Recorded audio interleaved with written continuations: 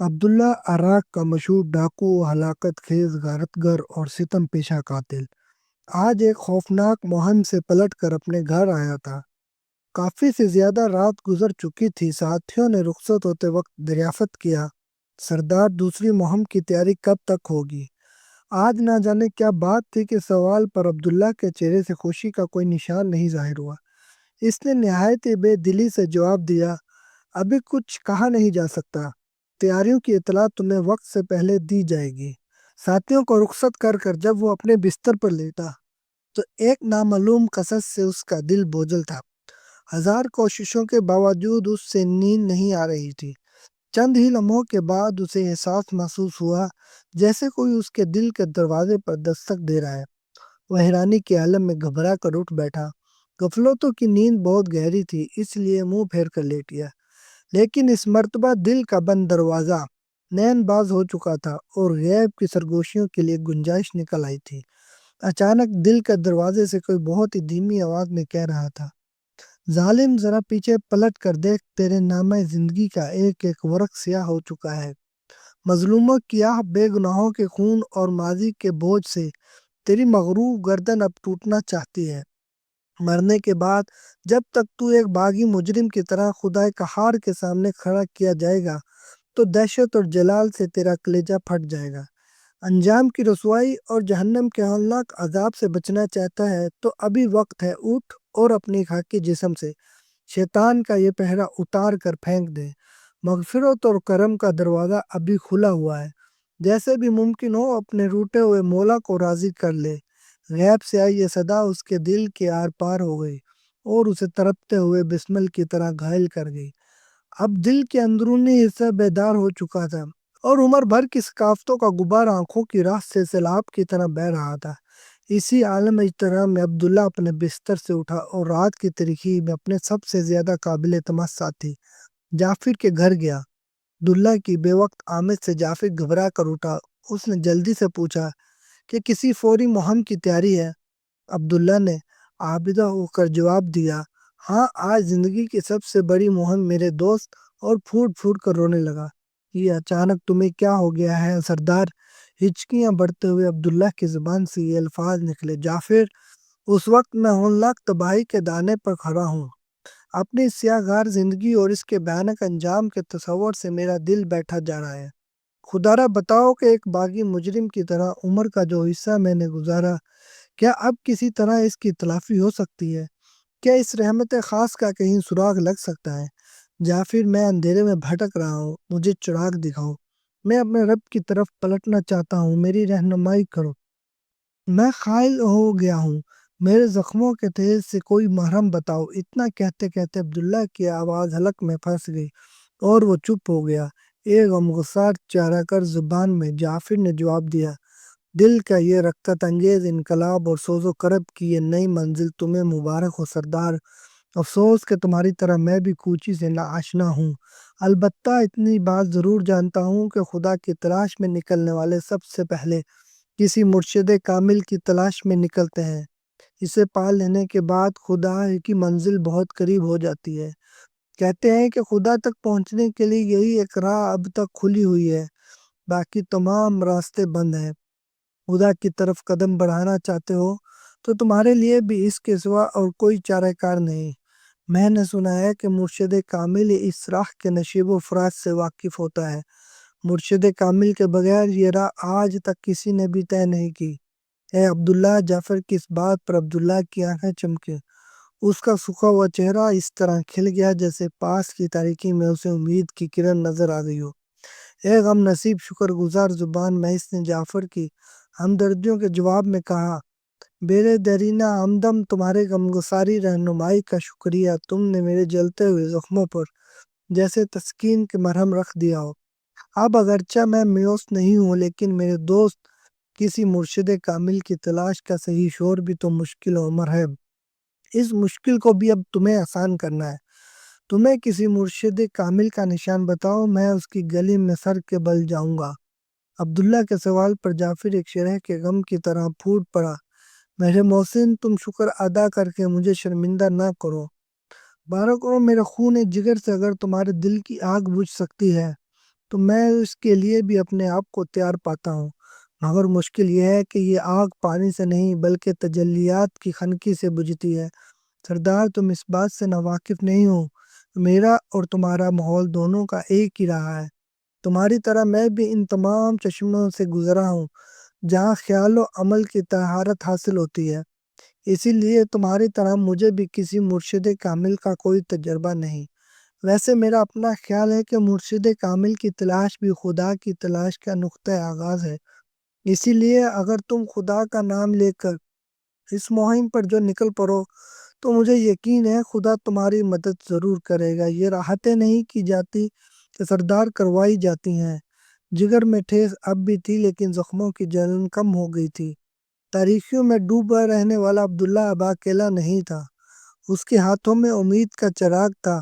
جعفر کی بات سن کر اس ضراب شوق میں عبداللہ اٹھا اور سیدھا اپنے گھر لوٹ آیا۔ رات کافی ڈھل چکی تھی، رحمت یزدانی کے فرشتے آسمانوں کے دروازے کھول رہے تھے۔ ستاروں کی چاندنی میں اچانک ایک قافلہ نور زمین کی طرف اترتا ہوا نظر آیا۔ شاید کسی فروز بخت کی دعا آج شرف قبول سے سرفراز ہونے والی تھی۔ عبداللہ اپنی کوٹری کے ایک تاریخی گوشے میں چھپ کر رو رہا تھا۔ کبھی کبھی ہچکیوں کے درمیان رقت اور قرب میں ڈوبی ہوئی آوازیں سنائی دی تھی۔ اے مغفرت و کرم والے، اے شرمسار مجرم کو اپنی رحمت کے وسیع دامن میں پناہ دے۔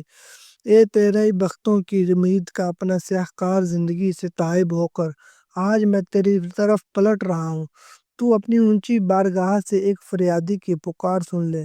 اے دل کے ٹوٹے ہوئے اب کینوں کو جوڑنے والے، ہر طرف سے ٹوٹ کر اب تیری رحم قدم اٹھا رہا ہوں۔ بھیج دے کسی مرشد کامل کو تیری دہلیز تک مجھے پہنچا دے۔ من عاجز مولا، میں تیری بارگاہ یاس میں سامنے پھٹ پھٹ کر روؤں گا، مچل مچل کر تڑپوں گا اور زاروں کی طرح فریاد کروں گا یہاں تک کہ وہ مجھ سے راضی ہو جائے۔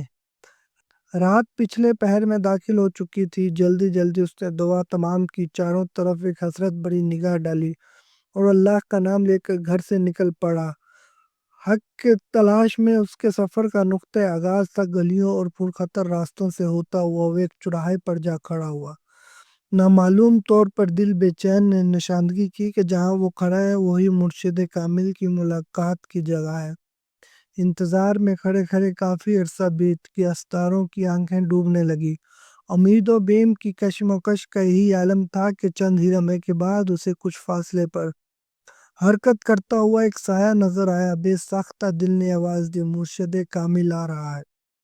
پاؤں چھونے کے لیے شوق کی نگاہ جو کی، عقیدت نے قدم بڑھائے، امیدوں نے خیر مقدم کیا اور قریب پہنچ کر اس نے عالم خودی میں پکارا، مرشد کامل، میں تمہارا کب سے انتظار کر رہا ہوں۔ آؤ میرے قریب آؤ، میرے کشور دل پر پروانی کر دو، مجھے مرید کر لو، مجھے بے دام خرید لو۔ میں تمہارے ہاتھ پر اپنے متاع ہستی بیچ رہا ہوں، مجھے اپنا غلام بنا لو۔ میں اپنی آزادی کو تمہارے قدموں پر نثار کرتا ہوں۔ اے آنے والے نے حیرانگی کے عالم میں جواب دیا، میرے بھائی، اے تمہاری زبان نہیں سمجھ رہا ہوں۔ تم جس کا انتظار کر رہے ہو وہ میں نہیں ہوں، میں اندھیری راتوں کا سیاہ ہوں۔ مجھے اجازت دو، تمہاری امیدوں کا مرکز بن کر کوئی اور ہوگا۔ عبداللہ نے دامن تھامتے ہوئے کہا، میں کسی کا انتظار کر رہا ہوں اور میری امیدوں کا مرکز کون ہے یہ جاننا تمہارا کام نہیں، میرا کام ہے۔ خدا کے ایک بچھڑے ہوئے بندے کو خدا سے قریب کر دینا تمہاری ہستی کا سب سے اہم فریضہ ہے۔ مرشد، دیر مت کریں، مجھے مرید کر لو تاکہ ایک لمحہ ضائع کیے بغیر تمہاری رہنمائی میں میرے سفر کا دوسرا دور شروع ہو جائے۔ آنے والے نے ذرا سنجیدہ ہو کر جواب دیا کہ میرے بھائی، میں کہہ رہا ہوں تم نے مجھے غلط سمجھا، میں اس راہ کا آدمی نہیں ہوں۔ میں کیا کروں اور میرا پیشہ کیا ہے اگر تمہیں معلوم ہو جائے تو تم میرے منہ پر تھوک دو گے، اس لیے بہتر ہے کہ تم میرے راستے سے ہٹ جاؤ۔ جس مہم پر آج میں اپنے گھر سے نکلا ہوں اب اس کا وقت ختم ہو رہا ہے، میرے ساتھ ہی میرا انتظار کر رہے ہوں گے۔ ہزار انکار کے باوجود عبداللہ اپنی ضد پر قائم تھا اور کسی طرح بھی اس دامن سے الگ ہونے کے لیے تیار نہیں تھا۔ اب وہ بھی تنگ آ چکا تھا اور ایک اجنبی دیوانے سے پیچھا چھڑانے کا کوئی حیلہ تلاش کر رہا تھا کہ اچانک ہی اس نے ہاتھ بھراتے ہوئے کہا، تم نہیں مانتے تو میں نے تمہیں مرید کر لیا، اب آج سے تم ہمارے ساتھ بیعت ہو گئے۔ جس پر خطر راہ پر تم نے قدم رکھا ہے، اسے سلامتی کے ساتھ طے کرنے کے لیے ضروری ہے کہ تم اپنے مرشد کی غیر مشروط اطاعت کرو۔ میں تمہیں حکم دیتا ہوں کہ تم یہاں کھڑے رہو جب تک میں واپس نہ آ جاؤں۔ یہیں کھڑے رہنا، یقین رکھو واپسی کے بعد میں تمہیں وہ راستے طے کروا دوں گا جو بارگاہ ازدحانی کی چوکھٹ تک لے جائیں گے۔ اچھا اب اجازت دو، یہ کہتا ہوا وہ جس طرف سے آیا تھا اس طرف واپس لوٹ گیا۔ جب تک وہ نظر آتا رہا عبداللہ کی حسرت بری نگاہیں اس کے قدم چومتی رہی۔ صبح ہو گئی اور عبداللہ انتظار میں کھڑا رہا۔ دن چڑھنے تک شہر کے ایک مشہور شخص کا گھنٹوں ایک جگہ کھڑے رہنا معمولی بات نہیں تھی۔